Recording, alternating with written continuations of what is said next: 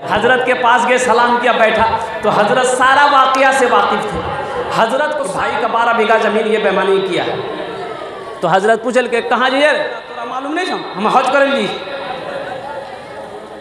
बोले हज कर लीजिए जा, पीछे का मामला साथ नहीं चाहिए, वो बुलंदी और वो शोहरत नहीं चाहिए, जिसको पाकर भूले ऐसी दौलत नहीं चाहिए, जिसको पाकर भुला दूं उन्हें नहीं चाहिए।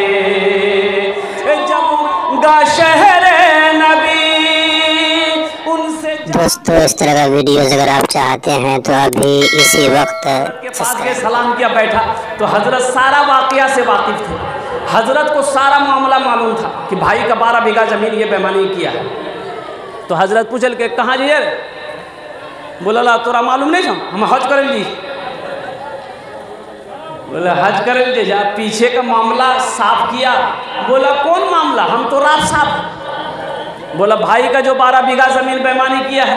बोला लीजिए हजरत, अरे उसी को तो माफ़ कराने के लिए हम हज करने जा रहे हैं। माफ़ है? बोला अरे बोलो नहीं माफ़ है नहीं होगा। तो साली में बामल ने जवाब दिया कि सुन, तू एक हज की बात करता है, अगर हजारों हज कर लेगा, कसम खुदा कि अल्लाह तेरे गुनाह को माफ़ नहीं करेगा।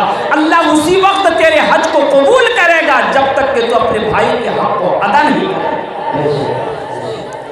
अल्लाह बखील को पसंद नहीं करता है, अल्लाह बखील को पसंद नहीं करता है।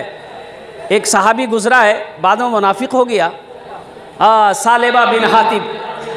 बड़ा गरीब था, बड़ा गरीब था, इतना गरीब कि एक वक्त खाए दूसरे वक्त का फाका हो। अल्लाह के नबी की बारगाह में अर्ज़ किया, ऐ आमिना के लाल, मेरे हक में दुआ कर दे, अल्लाह मेरे घर में बरकत दे दे, बड़ी तंगी चल रही है या रसूल अल्लाह, एक वक्त रोटी खाऊं तो दूसरा वक्त रोटी ना मिले, कई कई वक्त फाके में गुजर जाता है। अल्लाह के नबी ने इरशाद फरमाया, नहीं ये ज़िंदगी तुम्हारे लिए बेहतर है, ये ज़िंदगी तुम्हारे लिए बेहतर है। कहा कि नहीं आमिना के लाल, या रसूल अल्लाह बर्दाश्त नहीं हो रहा है, बस दुआ कर दिए। आप दुआ कर दिए, बरकत की दुआ कर दिए। अल्लाह के नबी ने समझाया, नहीं माना, तो अल्लाह के नबी ने दस्ते मुबारक फैला दिया, या अल्लाह सालिबा के घर में बरकत अता फरमा दे। और अल्लाह के नबी की ज़बान हो, बताओ दुआ कबूल होगी कि नहीं होगी? तेरी बारगाह में खुदा ये दुआ मेरी कबूल हो, तेरी बारगाह में खुदा ये दुआ मेरी कबूल हो, ये दुआ मेरी कबूल हो, मुझ गरीब के नसीब में राह मुस्तफ़ा की धूल हो, मुझ गरीब के नसीब में राह मुस्तफ़ा की धूल हो। अल्लाह के नबी ने दुआ फरमा दी, दुआ की इतनी बरकत हुई, सालिबा के घर में बकरियां थी, इतनी बरकत, जगह छोटी पड़ गई, वहां से घर तोड़ा, थोड़ी दूर घर बनाया, जगह नहीं है, बकरी रखने की जगह नहीं है, यहाँ से घर तोड़ा, वो थोड़ी दूर वहाँ चला गया, और कुर्बान जाओ, फिर वहाँ भी बरकत, इतनी बरकत, वहाँ भी घर छोटा पड़ गया, फिर वहाँ से कुछ दूर घर बनाया।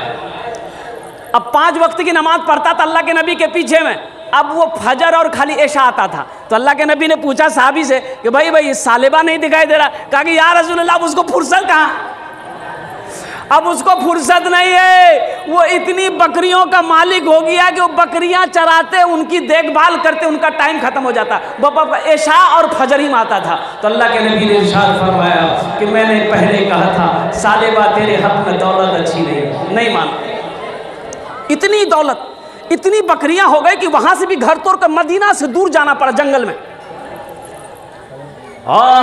कुर्बान जाओ, जो 5 वक्त की नमाज पढ़ता था, माल की वजह से 2 वक्त पढ़ता था, अब मदीने से दूर चला गया है, अब वो भी 2 वक्त की नमाज नहीं पढ़ पाता है, अब सिर्फ जुमा आ रहा है।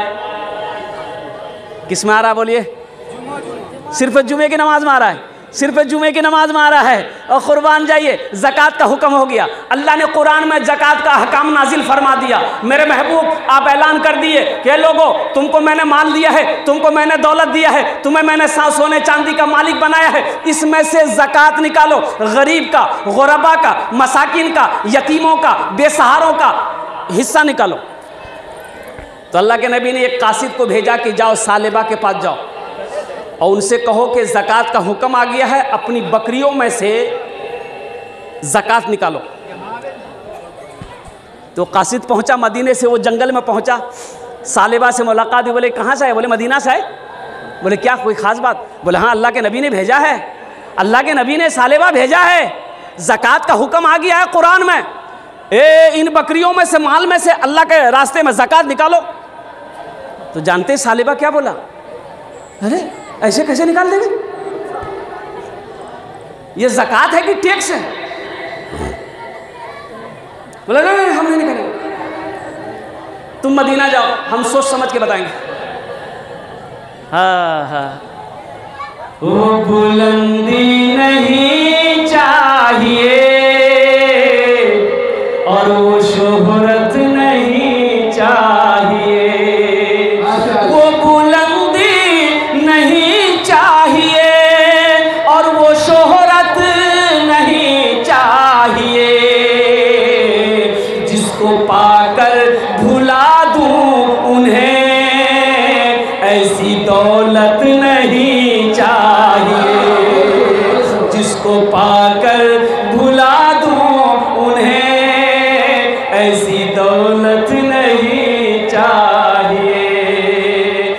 जब मैं पहुंचूंगा शहरे नबी, उनसे जाकर कहूंगा यही।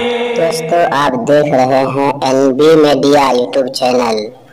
इस तरह का वीडियोस आपको मिलता रहेगा, लाइक और सब्सक्राइब जरूर कर लेना और इस वीडियोस को अपने दोस्तों में शेयर जरूर करना। फिर मिलते हैं एक और अच्छी वीडियोस लेकर, तब तक इजाज़त दीजिए। अस्सलाम वालेकुम, खुदा हाफिज़।